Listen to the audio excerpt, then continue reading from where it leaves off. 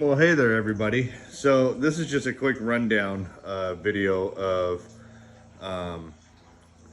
the startup of the new operation. I don't have the same equipment that I had before, but we are working towards that movement, which is really good because we'll be back in full swing. I'm hoping within like 3 or 4 months. To moving the amount of material that I was moving, 4 or 5 years ago. Right now, we are processing rock, we are tabling it, and we are smelting everything. So, with the help of the TGT community, just for anybody that's viewing this, TGT is True Gold Token. It is a cryptocurrency that's backed by the profits of the gold mine.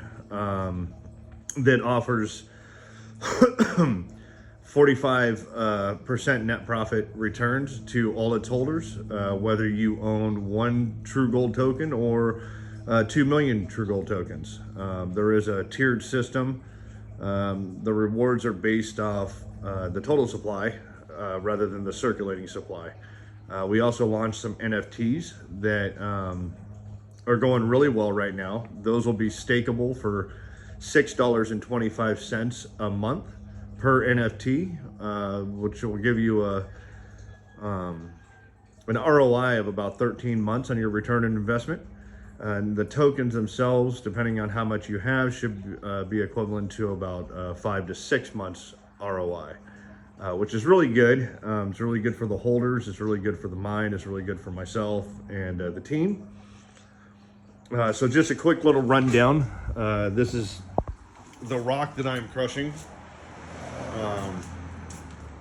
It's really good ore. This is the new crusher. This is the RC46, I guess -2, because this one is a double roller as opposed to the original one that I had that only had a single roller. So this crushes the main rock down to 1/8 inch, which then goes through the rollers and comes out basically powder. This is the return water system circulating. I do lose a lot of water, so I'm gonna have to redo all this eventually. I'm just making do for the meantime, so that way I can get material ran. This is the shaker table, which will separate all the crushed rock, which is here and here. These are the crushed ore from the crusher. Goes in here, gets agitated, and then separates out all the way down. And these 2 ports are your high grade ports. I have them running into the same bucket because I have the cut line set to where all the heavies, gold, whatever heavy minerals go into both of these. This 3rd port is the trash, which goes into these 2 buckets, one at a time, obviously. As you can see in the hose, there is some concentrates in this hose that need to be flushed out because they didn't make it all the way down into the bucket. And so usually what I do is I'll take a sample from the high grade bucket and I'll dry it out. Sometimes I do 1 or 2. And then what I do is I bring it over to the furnace and I will do samples of the concentrates. And so in doing that, what happens is, I mix up the ore or the concentrates with the flux, which is right there. Get it all emulsified, get it all mixed up, and so that it fuses together really well. And then I pour it into these cone molds here.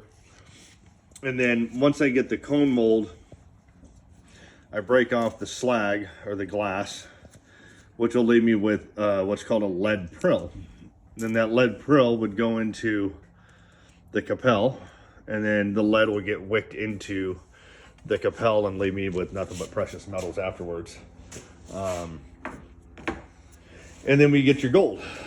It's usually a gold silver alloy. It's never really pure gold because that's not what comes out of the rock. But nonetheless, it's still, I think it's running about 85%. So it's still really good. So I did a sample last night. I did two 31-gram samples, fired it, compelled it, and we got just shy of a gram from basically 61 grams of concentrates.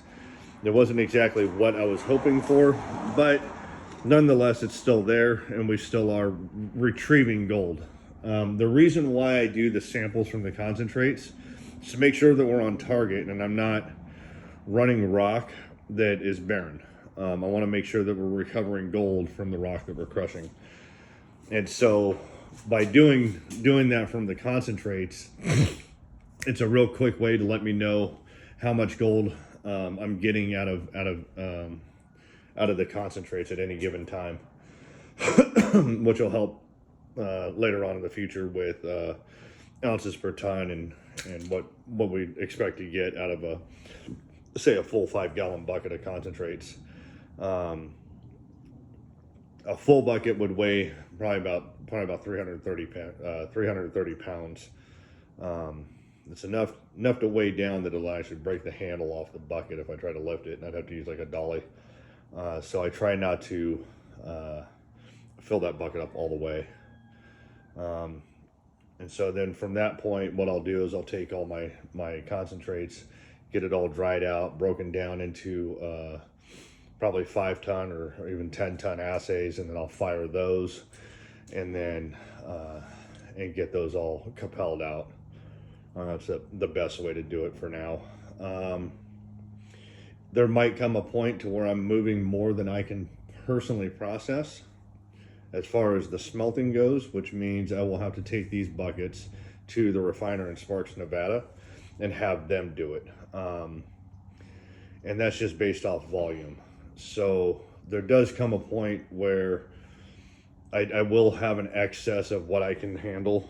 I'll always be able to smelt my own stuff, but at the same time, it's like I don't want to backlog myself by trying to fire everything when I should be doing the main processing.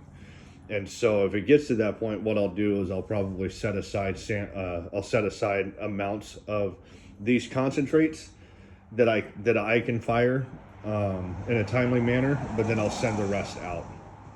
So these are the seconds, or the oversize from the screened material that didn't make it through the 30 mesh screen. This stuff will go back through the crusher for a recrush. This is the seconds from when I had the table set up a little bit differently. So this is all got to be re-ran through the table. I did a couple of test pans and there's quite a bit of gold in those. So those will get re-ran.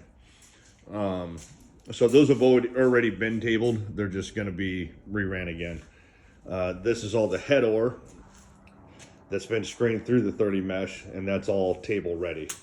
And so that's what we're doing today, is just making sure we're getting through the material fast enough to empty out the buckets so that I can continue crushing and go grab more rock and then rinse and repeat. So I hope that kind of explains everything a little bit better.